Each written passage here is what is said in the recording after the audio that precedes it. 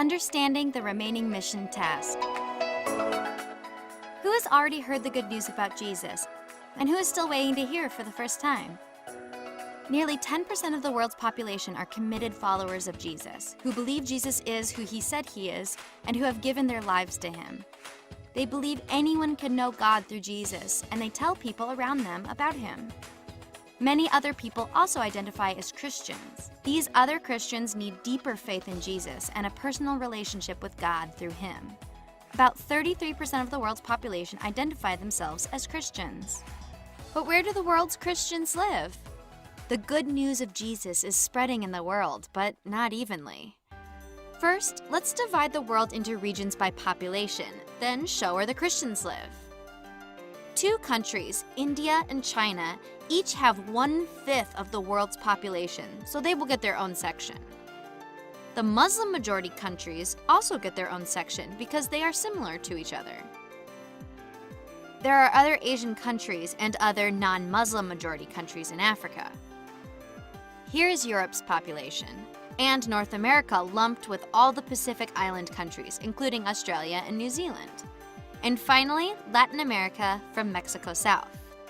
In each region, let's show the followers of Jesus and the others who identify themselves as Christians.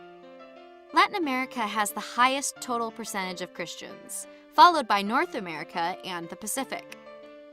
Europe has many nominal Christians, while non-Muslim Africa has many committed followers of Jesus. Today, China has also many committed followers of Jesus. Other Asian countries average about 1/3 Christian, including Korea and the Philippines. Some Muslim-majority countries have had Christian people groups for centuries. Of all the large areas of the world, India has the lowest percentage of Christians. As you can see, the Christians are not evenly spread around the world. Today, most Christians live in the Americas, Europe, or Sub-Saharan Africa.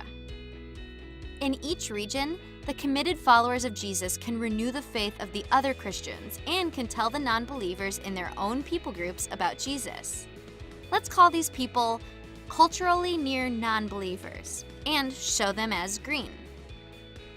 These non-believers are their relatives, neighbors, and co-workers who speak, eat, and dress like them.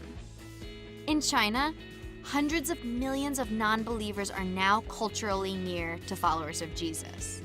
40% of the world's non-believers have many Christians in their own people groups who can reach out to them without learning a new language or culture. So their groups are called reached people groups, because the good news is spreading there.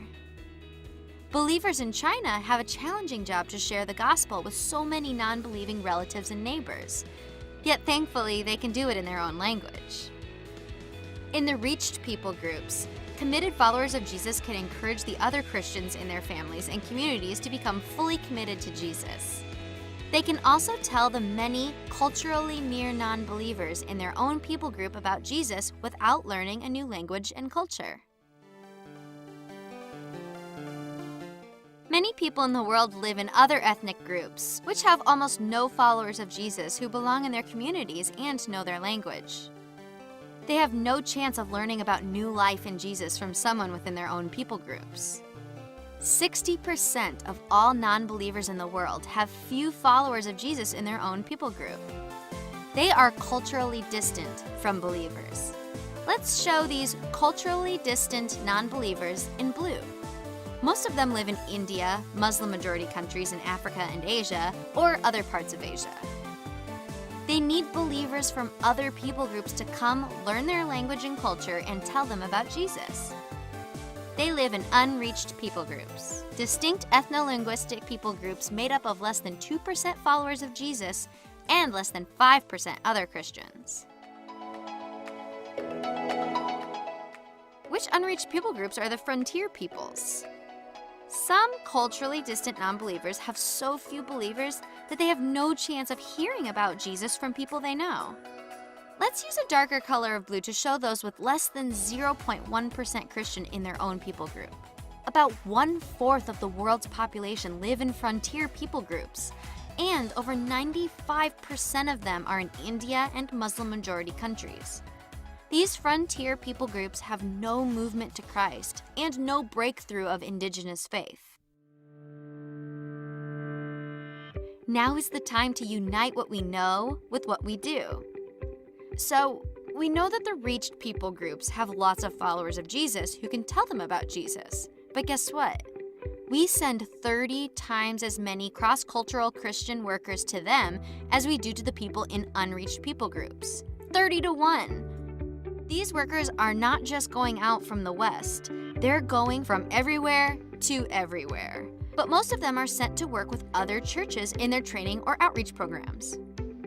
Currently, for every 30 cross-cultural Christian workers that go to the reached people groups of the world, roughly 1 goes to the unreached people groups, including the frontier people groups. As a result, the needs of people in unreached people groups, especially those in frontier people groups, are being grossly overlooked. The remaining mission task is largely in India, Muslim-majority countries, and Asia. We need many more witnesses for culturally distant non-believers in unreached people groups and in frontier people groups. The frontier peoples are still waiting to hear about Jesus for the first time. This is the mission mobilization challenge of our generation.